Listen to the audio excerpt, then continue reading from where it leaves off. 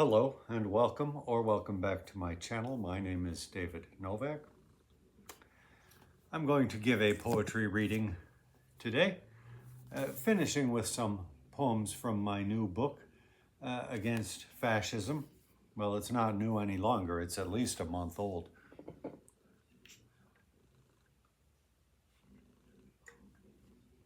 But I thought to change things up a bit, I would read some poems from my earlier small poems. Now let me see what the copyright date is here. These two books are kind of similar. 2007. So I think this was written while Iraq was being occupied by forces of the Bush-Cheney administration. And I pulled this out because, there I am at Zuccotti Park. I pulled this out because I know that inside this book there is a poem that is about Marco Rubio, I think senator at the time. And I have no recollection of the tenor of that poem, what I was saying, and I wanted to find it and read it, but I just can't find it. Marco Rubio has a bit part in the new book. I think his name comes across as a mention once, but he gets no feature poem. Fascism does not come to pass by the efforts of solely one man. It takes large groups of people to cause fascism to come into being. Historically, it is, of course, very easy to give a lot of weight to the Bush family.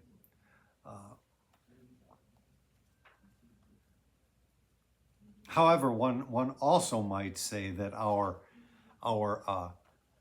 homegrown Christian nationalists, as they describe themselves, that is, Christians who adhere to none of the principles of Christ as expounded in the gospel. These folks have been around a long time, gathering force, gathering power, honing their hypocrisies.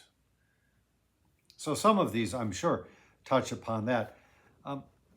The first poem that I'm going to read here is called Il Principito, and it is about Eric Prince, who you may recall was CEO of a group called Blackwater. I believe the company still exists. The name was changed. He is the brother, I believe, of Betsy DeVos, who was the Bush administration's, crony in charge of trying to destroy education at that time. A lot of things that the Bush-Cheney administration did sort of tested the waters for everything that we are seeing today in what some people might refer to as Donald Trump's America. So this is a poem about Eric Prince. Il Principito. A long, long time ago, one Eric Prince called himself Christian, though Christ too would wince. Security within Iraq is critical and colored black. Protecting U.S. VIPs gives private firms a wholesale lease. Impunity from murder, oh, and what could be absurder, oh, than that the CEO in charge call himself Christian, living large. A long, long time ago, one Eric Prince called himself Christian, though Christ too would wince. Morality, according to this Christian, can be murky too, a stagnant, stultified backwater, known infamously as black water. But there are other sources, oh, marshaled of private forces, oh, dishing it in the Christian way, who thought that murder could be gay. A long, long time ago, one Eric Prince called himself Christian, though Christ too would wince. Drive not too close, that caravan will fire on woman, child, and man, sans provocation, unprovoked, shooting to kill, so Christ has joked, the gospel message choking, oh, for Jesus went for broking, oh, as doctrine is interpreted by princes who can't raise the dead. A long, long time ago, one Eric Prince called himself Christian, though Christ too would wince. Can't raise the dead, but surely knows to lay them down. Do you suppose, despite its thumping, really it's a brand of Bible hypocrites, as fearlessly will murder, oh, an antichrist their herder, oh, while the good shepherd shakes his head and merely weeps and weeps instead. Not sure I understood fully what I was saying there, but I haven't looked at these. These poems, as with the more recent book, were more likely than not written under some sort of duress at the time. I don't really remember. Nicely, with the Against Fascism poems, I took the trouble to record the date of composition as best as I could determine it. And that helps me to pinpoint these poems in time. This, alas, does not have anything like that.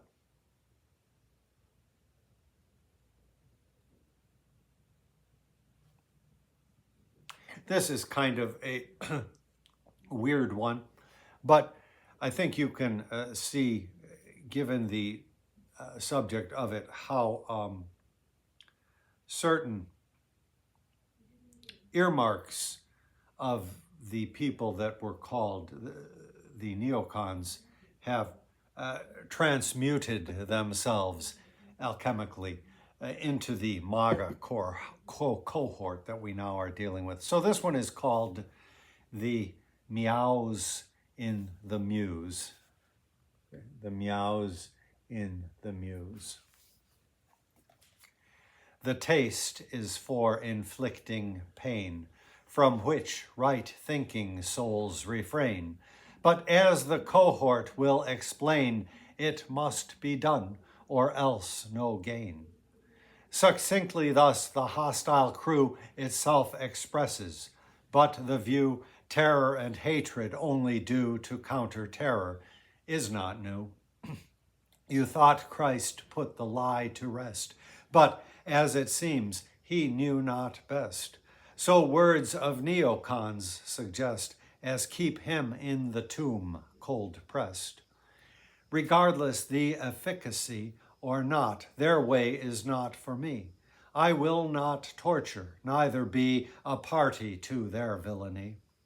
Aggressive war I must denounce, and with each syllable pronounce my opposition. Though they trounce dissent of truth, they have no ounce. A body lain before a tank may be profane with none to thank. But though 'tis slain while keeping rank, let heaven's blessing prove no prank. This is Rat's Alley, dingy and smelly. The cat O'Malley scratches his belly. You see the kind of weird stuff you get.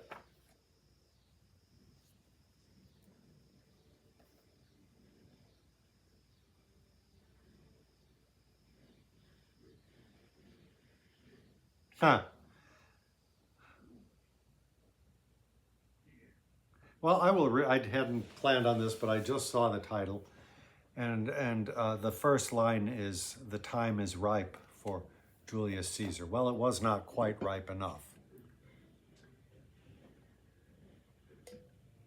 But you can see that what we are going through was easily forecast. So this is a "let me die before." The time is ripe for Julius Caesar to come upon the stage with his firm hand so as to seize here control while factions wage dispute among themselves as pressed fiercely ferocious this bitterest of struggles in which men engage. The Congress is abolished, or, if not the fell stroke fallen, yet rendered by this rush, this war, this huge assault on all in voiced disagreement to the force of policy that booming roars in every ear to make all sullen. Rendered inoperative and null, in actual fact, if never name, while powers divided once now pull ineffably with shame unto one same polarity, manipulated equally by secret forces none can blame. Stands Julius Caesar in the wings? They jockey for position, competitors as strive for rings and make that aim their mission. Pray, yet ere the republic falls, remain there any in these halls possessed of courage, guts, and vision? So they may have to thrash it out, much bloodshed on the day. Does Lincoln's creed here go the route, driven by greed away? Some Caesar, lurking left or right, awaits and plots. His entrance might not any willing force delay. Because of this unholy war, a way of life is threatened, tore the democratic dreams of yore to shreds. Lord, I would die before liberty rotting in the core. The rotting did not happen overnight. And history must acknowledge that.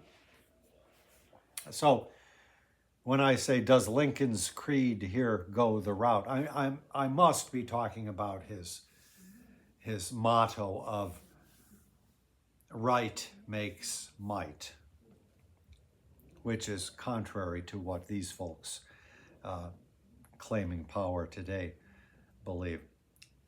The poem that I wanted to read, however, is a shorter one called A Joke.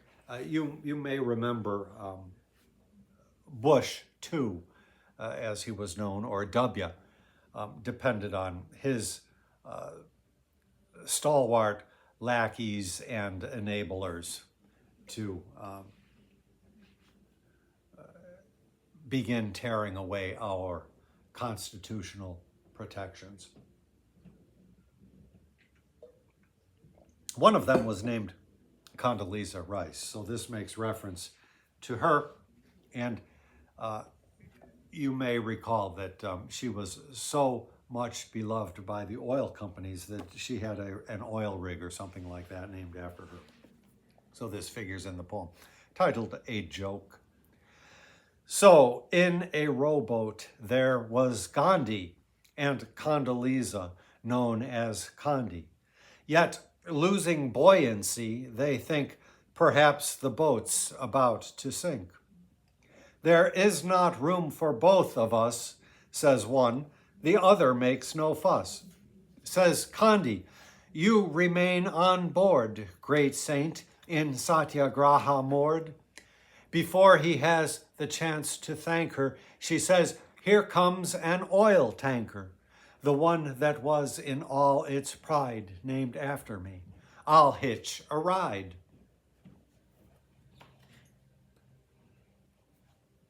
That was the poem I had intended, not the one just before that.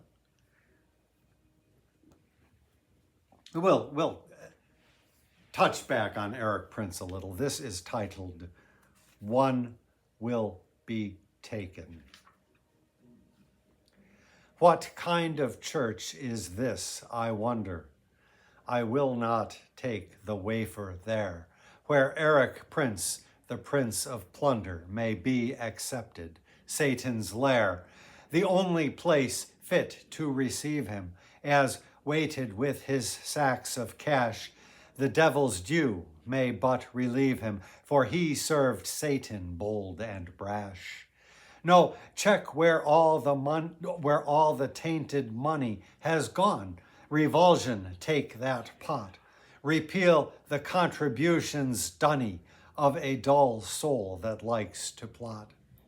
For truly, she as gave a penny, not having more, gave more than he. Though praises picked up by antennae peal through his principality. What kind of church to which belongs his kind of miscreant and dissembler? The church, mindful of truer throngs, ought cut off the offending member. I pledge allegiance to the Christ, but what have I to do with him? Such avarice, corruption viced, but drowns in blood, God's seraphim. First, pools of blood began to leak in the cathedral's edifice, when Satan's prince did posture meek, show penance paid of avarice. But all the congregation drowned. It was as to exacerbate the suppuration of Christ's wound, the war proclaimed as good and great. Yet even churches pass away, but words of Christ are here to stay, and those who heed them know that they bode ill for those in Mammon's pay. Princes as will their war games play. God sits above the earthly fray, and judgment it may come today. One will be taken, as they say. So that went on a little bit longer than I intended, but I will shift now to against fascism and deal more directly with our present day Christian fascists and fascist actors dismantling our democracy.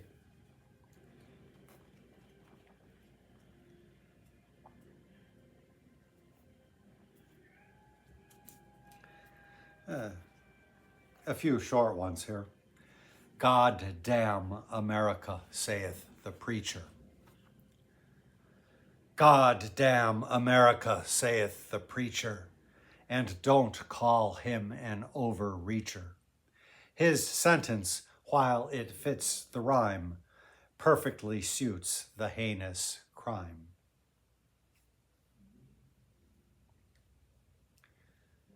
Having sin. As having sin, I cast no stone, but make my indignation known.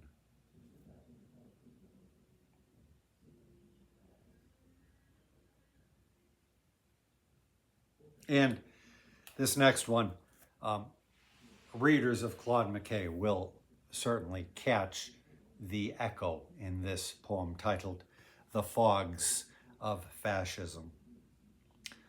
One cannot any more depend upon the news reported. Still, we march on and do not bend the knees or else be thwarted.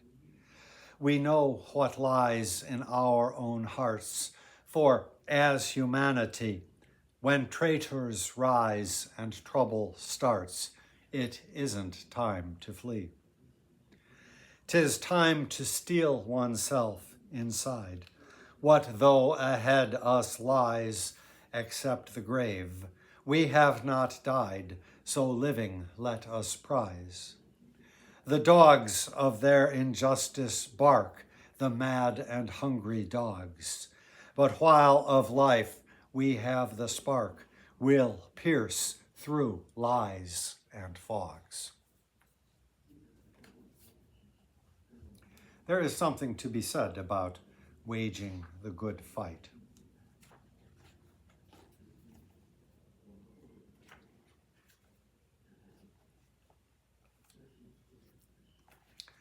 On a lighter note, this is about Mike Johnson and his strange domestic situation. Titled, it's also about the strange,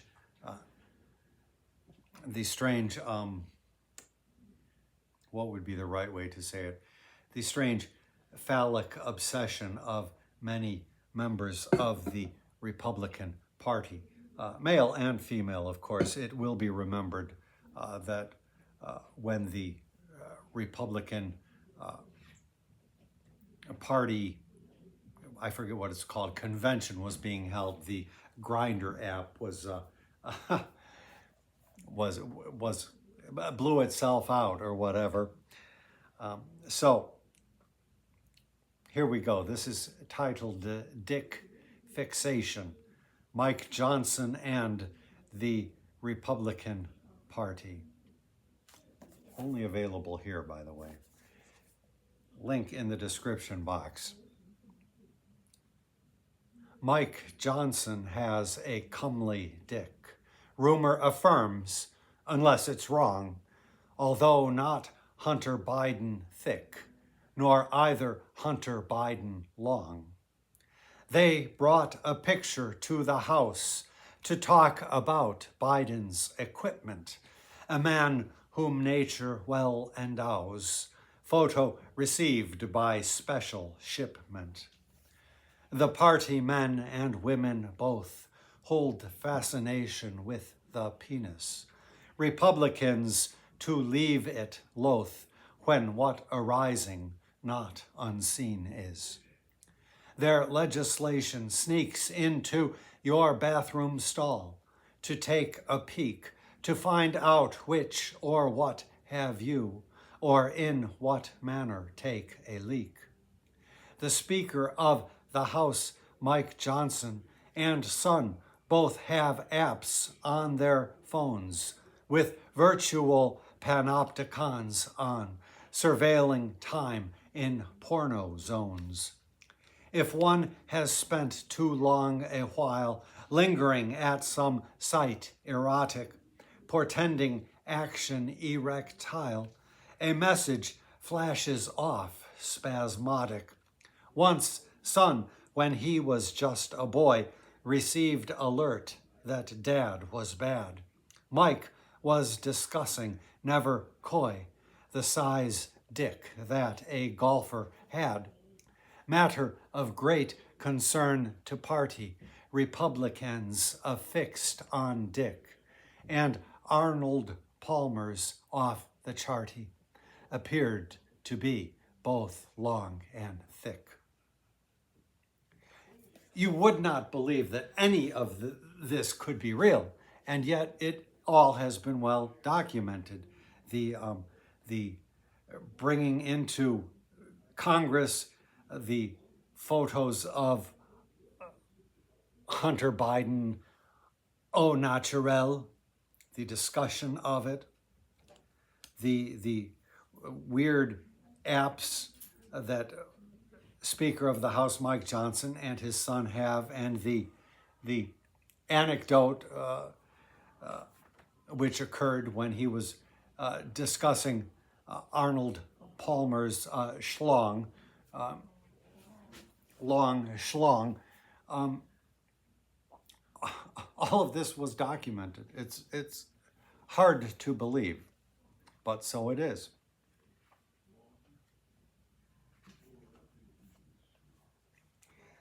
This one is titled Malice and Spite. The market has been cut in half, but they are happy with it. A man is now their golden calf, a man who likes to grift it. He sold them Bibles for a price that bore his autograph, a price exorbitant, how nice, it makes me want to laugh, except that it's so gosh darned sad, the sufferings they've wrought. They've sold their souls, lost all they had, so now they've nothing got, except their malice and their spite. So now they can't admit the havoc they have caused, but quite clench tight their eyes to it.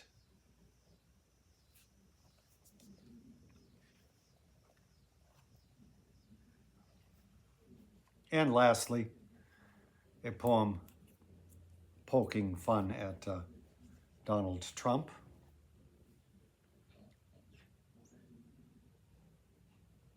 Titled The Diaper Changer. Nobody wants to have the job of changing Donnie's diaper. It's kind of gross, glob after glob, then he starts getting hyper. It's hard to get the shit unstuck, and he keeps on complaining. Out of his mouth comes so much muck. At both ends, no retaining. So that was from April 9th, when people thought it took a little courage to criticize the great and powerful president. I think the day is coming, moving upon us very quickly, when the jokes and asides, the mockery and the satires will be coming fast and furious. So I will leave off here. Actually, either book can be gotten at my Lulu page. The links are in the description box. Thank you for stopping by.